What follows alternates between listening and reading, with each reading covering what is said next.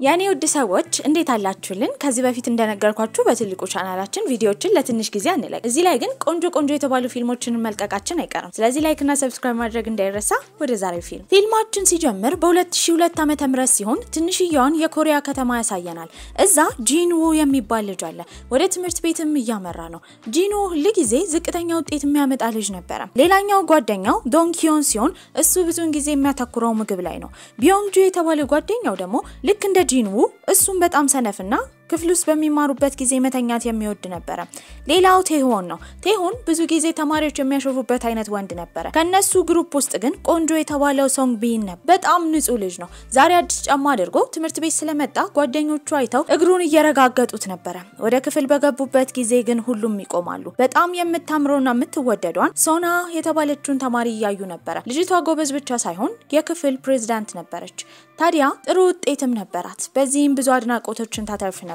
የሱ ጓደኞች በጣም ቢወዷትም ጂንዉ ግን ሊያገኛት የማይችላት ሴት አይነት ስለሆነች ለሷ የፍቅር ስሜት አልነበረውም እሷ ግን ምን ያህል ህይወቱን እንደምትቀይርለት አላወቀም ነበር የዛሬው ፊልማችን You Are the Apple of My Eyes ይሰኛል ክፍል ውስጥ እየተማሩ በነበረበት ጊዜ ጂንዉ እንደተለመደው ረብሻ እየፈጠረ ነው ጓደኛው ቴሆን ላይ ወተት ይወረውርበታል ከሱ ኋላ የተቀመጠችው ሰዋ ስለነበረች እሷ ዴስክ ላይ ነበር የበሰበሰው በዚህም በሶስቱ መካከል ጸብ ስለነበረ መምህሯ በንዴት ቾክ ጂንዉ ላይ ኮረወረች በኋላ እንዲቀጡ ወደ ውጪ ትልካቸዋለች በሱ ምክንያት ስለተቀጣች ሶና በጣም ተናዳ ነበር የስፖርት ክፍለ ጊዜያቸው ላይም የሶዋ ጓደኛዋ ጂሱ እየጨፈረችላት ነበር ታዲያ ጓደኛዋን እያደነቀቻት ነው ይሄንን ያየው ጂንዉ ማል ይገባና ልጅቷ መጨፈር እንደማትችል ነበር የተናገረው ይሄንን የሰማችው ሶዋ አሁንም ትናደድበታለች ቆይ አታፍርም አንተ ሰው ይችላል አይችልም ማለት ትችላለህ እንዴ ለራስ ያሳካው አንድ ደና ነገር አለ አረባክሽ እውነት ምትዩን መሰማ መሰለሽ እኔ ስላልሞከርኩ ነው እንጂ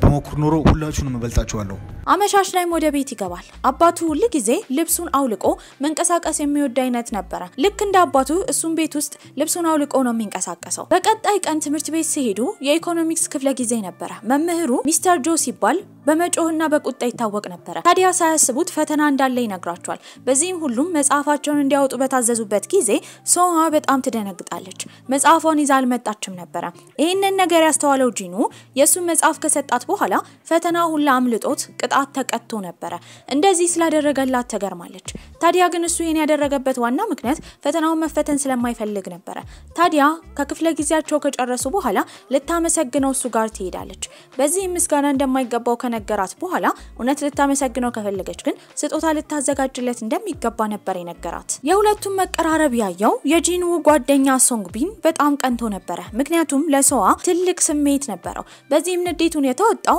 አንድ ላይ ባስኬትቦል ሲጫወቱ ነበር ከረፍት ጊዜ በኋላ ወደ ክፍል ሲገቡ ሶዋ ለሱ ስጦታ ተሰጥቷለች እንደ ስጦታ የሰጠችው በቅርቡ ፈተና ስላላቸው ለሱ እንዲረዳው ኖት ያወጣችበትን ደብተር ነበር በሷ ምክንያት ከጓደኛው ጋር ግን ተቀያይሞ ስለነበረ ተናዶባት ነበር ከማመስገን ይልቅ ልክ እንደናቱ እየተቆጣጠረችው እንደሆነና ይሄንን የማድረግ መብት እንደሌላት ነበር የነገራት ቤትም ከሄዱ በኋላ አመሻሽ ላይ ቦክስ እየተለማመደ ነበር እንደ ድንገት የሆነ ነገር እሷ የሰጠችው መጽሐፍ ላይ ይደፋል እሷ የጻፈችለትን እያንዳንዱን ነገር ሲያነብ ግን በጣም ተገርሞ ነበር የእጅ ጽሁፏ በጣም ቆንጆ ነው ሳያስበው የጻፈችው ነገር ገብቶታል በቀጣይ ቀን የትምህርት ቤት ጉዞ ነበር ባህላዊ ቦታ ስለሄዱ ጥንታዊ የኮሪያ ሰዎች የሚለብሱትን ልብስ ለብሰዋል ወንዶቹም ሴቶቹም ቆንጆ ሆነው ነበር ያኔ ነበር ጂንዉ ለመጀመሪያ ጊዜ እሷን እንደዛ ተውባ ሲያያት ለሷ ስሜት እንዳለው የተረዳው ማታ ቤት ሲገባ እሷ የሰጠችው መጽሐፍ እያነበበ ነበር በድንገት ጸባዩ ስለተቀየረ አባቱ በጣም ተገርሞበታል በቀጣይ ቀን ትምህርት ቤት ሲሄድ እሷ የምትሰጠውን ጥያቄዎች በጥሩ ሁኔታ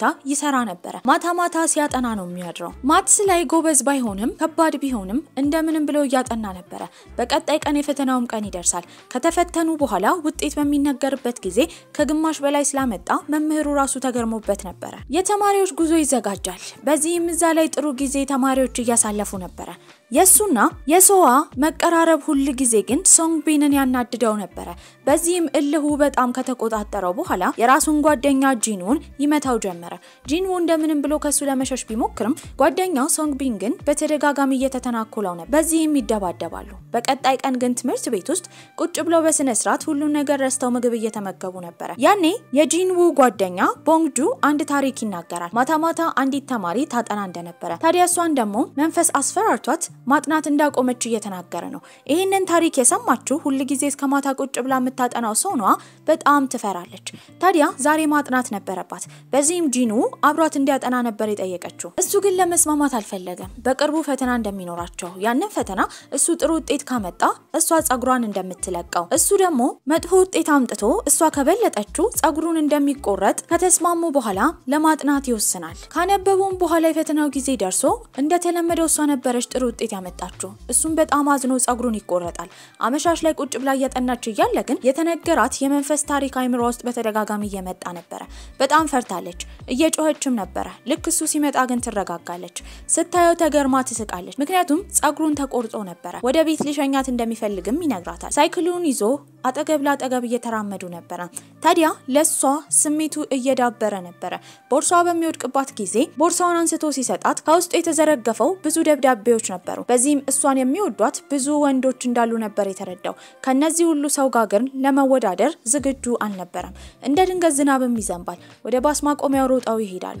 ታዲያ እጅ ለእጅ ሲነካኩ እሱ በጣም ደንግጦ ነገሩን ለማስቀየስ ውሃ ይደፋባታል። በውሃ እየተጣሉ በዝናቡ ጥሩ ጊዜ አሳልፈው ነበር። በቀጣይ ቀን ትምህርት ቤት ደግሞ ጸጉሯን ለቃን የመጣችው። ይሄ ነገር አስገርሞታል። ምክንያቱም በፈተናው ጥሩ ውጤት አምጥታ ጸጉሩን እሱ ተቆርጦ ነበር እንደቅጣት። ታዲያ የሷ ቅጣት ጸጉር መልቀቅ ሲሆን ለምን እንደለቀቀች ግራ ገብቶት ነበር። ከትምህርት ቤት በኋላ ወደ ቤት ሲገባ አባቱ ዩኒፎርሙን አጥቦበት ነበር። በዚህም ማልቀስ ነበር የቀረው። ምክንያቱም ያ ዩኒፎርም ከሷ ጋር ባስማቆሚያው ጋር የተጫወቱበት ዝናብ የተራጩበት ዩኒፎርም ስለሆነ እሱን እያሸተተ ያን ቀን ማስታወስ ይፈልግ ነበር። ስለታጠበበትም በጣም ተናዷል። ጊዜያቶች ያልፋሉ። ታዲያ ቀጣይ አመት ደርሶ ስለነበረ በቀጣይ አመት ወደ ዩኒቨርሲቲ መግቢያ ጊዜያቸው እየተዳረሰ ነው። ታዲያ ሁለቱም የተለያየ ክፍል ነበሩ። ጥናታቸው ላይ ያተኩራሉ። ባገኘው ጊዜ እሷን ለማግኘት ይሞክር ነበር። የመጨረሻውን ፈተና ይደርሳል። ሁሉም ይፈተናሉ። ከፈተና በኋላ የጂኑ ጓደኞች አንድ ላይ ተሰብስበው ጥሩ ውጤት እንደሚያመጡ ተስፋ እያደረጉ ተዝናንተው ነበር። ታዲያ ባህር ዳርቻው ጋር ጓደኞች አንድ ላይ ተሰብስበው ጊዜ እያሳለፉ እያለ ሶንግቢን በቅርቡ ሁሉም ዩኒቨርሲቲ ሲገቡ መለያየታቸው ስለማይቀር ለሶዋ ስሜቱን ለመናገር ተዘጋጅቶ ነበር። ልክ ሊናገር ሲል ግን መሀል የገባው ጂኑ ነበር። ቅጠል ከወረወረበት በኋላ ሁለቱ ወንዶች እየተሯሯጡ እሱ ስሜቱን እንዳይናገር አድርገው ነበር። ቀናቶችም ያልፋሉ። የውጤቱም ቀን ይደርሳል። እሱ ጥሩ ውጤት ነበር ያመጣው። በዚህም ይባስ ብሎ አንድ ብቻ ሳይሆን ሁለት ዩኒቨርሲቲዎች የመግቢያ እድል አግኝቶ ነበር። ወዲያው የደወለችለት ሰው ነበረች። በጣም አዝና እያለቀሰች ነው። እየሮጠ እሷ ጋር በሚሄድበት ጊዜ ውጤቷ ዝቅተኛ እንደሆነና እስከዛሬ ስታልምበት የነበረው ዩኒቨርሲቲ መግባት እንደማትችል ልፋቷ እንደባከነ እየነገረች እያለቀሰች ነበር። እሷን ከማጽናናት ይልቅ ግን እሱ እንደሚወዳት ነበር የነገራት። በዚህ መሃል ተናዳና አዝና ስለነበረ ስሜቷን እንዳልተረዳ በማሰብ ምንም መልስ አልሰጠችውም ነበር። የመጨረሻ ምርቃት ቀናቸውም ይደርሳል። ታዲያ እሷ እዛው ከተማ ለመማር ነበር ያሰበችው። ከጓደኛሞች ውስጥ ጂንዉ ብቻ ነበር ሶል ወደ ተባለችው ዋና ከተማ ሄዶ የመማር እድል ያገኘው። ከአዳራሹ ከወጡ በኋላ ሁለቱ ያወሩ ነበር። ታዲያ ኮሌጅ ስትማር ምን ለማድረግ እንዳሰበች እየጠየቃት ነው። ከትምህርቷ ጎን ለጎን ፍቅረኛ መያዝ እንደምትፈልግም ይጠይቃታል። እሱ ይሄን የተናገረው አሁንም ድጋሚ ስሜቱን ለመናገር ስለተዘጋጀ ነበር። እሷ ግን ያን ያህል ትክክለኛ መልስ አልመለሰችለትም። ሊያጨናንቃት ስላልፈለገ የእጅ ጌጥ እንደ ስጦታ ይሰጣታል። እሷም የእጅ ጌጡን በጣም ወዳው ነበር። ሁሉም ወደ ዩኒቨርሲቲያቸው ይሄዳሉ። ታዲያ የዩኒቨርሲቲ አዲስ ህይወት ሁለቱንም ቢዚ አድርጓቸው ነበር።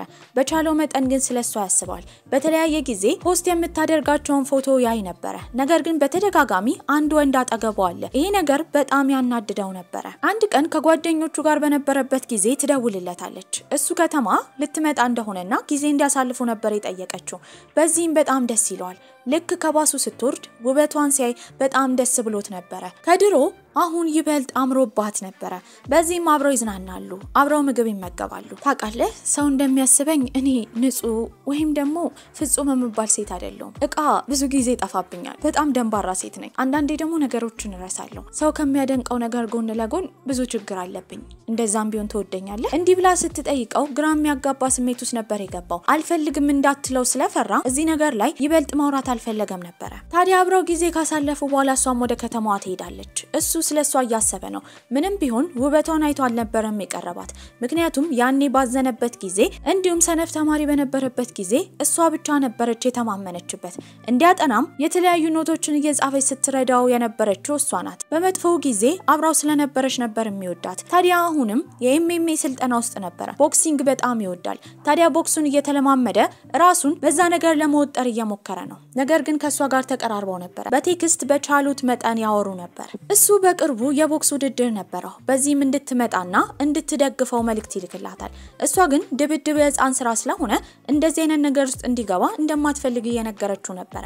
እንደዛ ብትመክረውም የሷን ምክር ትቶ ለድብድቡ ይዘጋጃል። ታዲያ ግን እሷም አልቀረችም ነበር። ልትደግፈው ትመጣለች። ታዲያ እሱ በተደጋጋሚ እየተደበደበ ነው። ይሄንን ቆማ ማየት ስላቃታት ግን ተናዳ ትወጣለች። የቦክስ ውድድር ላይ ምስሉ ተሸንፈው ነበር። ታዲያ ውጪ እየጠበቀችው ነው። ልክ አጠገቧ እንደደረሰ ንዴቷን እየነገረችው ነበር። እሱ ግን ቁስሉ ምንም እንዳልሆነ ይነግራታል። በዚህም ሁለት ወንዶች እሷን አይተው እያሾፉባትና ሙድ እያያዙባት ነው። እነሱን ለመምታት ተዘጋጅቶ ወደ እነሱ ሊሄድ ሲል እጁን ትይዟለች። እንዲያቆምና ድብድብ ጥሩ እንዳልሆነ ብትነግረውም ንዴቱ እየተባባሰ ስለመጣ እነዛን ወንዶች ለመደብደብ ወደፊት ይሄዳል። ሁለት ስለነበሩ ግን በቀላሉ ደብድበውት ነበር። አሁንም ስለተደባደበ በጣም ተናዳበት ነበር። በዚህም የተረዳው መቼም ቢሆን እሷ መልሳ ልትወደው እንደማትችል ነበር። ታዲያ ለሷ በቂ እንዳልሆነ በቂ ሲሆን እሷ ጋር እንደሚመጣ በመናገር ተናዶ ጥሏት ነበር ሄደው። በተደጋጋሚ መሄዱን እንዲያቆም እየነገረችው ነበር። እሱ ግን አላቆመም። ከዛ ቀን በኋላ ሁለቱም የየራሳቸውን ህይወት መኖር ጀመሩ። እሱ በቻለው መጠን ትምህርቱ ላይ ትኩረት ያደርግ ነበር። ታዲያ የውትድርና ግዴታውም ስለደረሰ እሱ ወደ ወታደር ቤት ይሄዳል። እሷም ህይወቷን ቀጥላ ነበር። ስልጣናውን እየሰለጠነ እያለ ግን እሷ የምትኖርበት ከተማ በጎርፍ እንደተጠቃ ይሰማል። በዚህም በጣም ይደነግጣል። ጥሩ መውጣት አይችልም ነበር። በተለያየ ስልክ ይደውልላት ጀመረ። በመጨረሻ ስልኩን ታነሳዋለች። ታዲያ ድምጿን ሲሰማ በጣም ደስ ብሎታል። እሷም ከረጅም ጊዜ በኋላ ስለተገናኙ በጣም ደስ ብሏት ነበር። ያሳለፉትን ያመለጣቸውን ነገር እንዳለ በስልክ ካወሩ በኋላ ከመቀጠላቸው በፊት ግን የሷ ስልክ ባትሪ ይዘጋል። ከዛ ቀን በኋላ ደግሞ 1 አመት ያልፋል። እሷ አሁን ትኩረት ሲያደርግ የነበረው ኮሚክ የተባሉ ስዕላዊ ይዘትንና አስቂኝ የፍቅር ታሪኮችን የያዘ መጽሐፍን መጻፍ ነበር። በዚህም በጣም ስኬታማ ሆኖ ነበር። አሁን ላይ ለሷ በቂ እንደሆነ አስቧል። በዚህም ሊደውልላት ሲል ግን እሷ ትደውልለታለች። የነገረችው ነገር ግን የሚያስደስተው ነገር አልነበረም። ልታገባ እንደሆነ ትነግረዋለች። በዚህም ምንም ማድረግ ስለማይችል ስሜቱን ሰብስቦ ወደ ሰርጓ ይሄዳል። እዛ ብዙ የሃይ ስኩል ተማሪዎች ተሰብስበው ነበር። ታዲያ ግን እሷ ስታገባ ማየት አልፈለጉም ነበር። መድረክ ላይም ወጣ ታገባለች። እሱ ግን እንብዛም ቢሆንም ደስ ብሎት ነበር። አንድን ሰው ማፍቀር ከዛ ሰው ጋር ብቻ መሆን ብቻ ሳይሆን ያ ሰው ደስተኛ ሲሆን ማየት ራሱ የፍቅር አንድ ክፍል እንደሆነ ተረድቶ ነበር። ታዲያ ግን ለመጨረሻ ጊዜ በመናው እሷን ሲስማት እያሰበ ይሄ አጭሩ ፊልማችን እዚህ ላይ ያበቃል። ደህና ቆዩልኝ።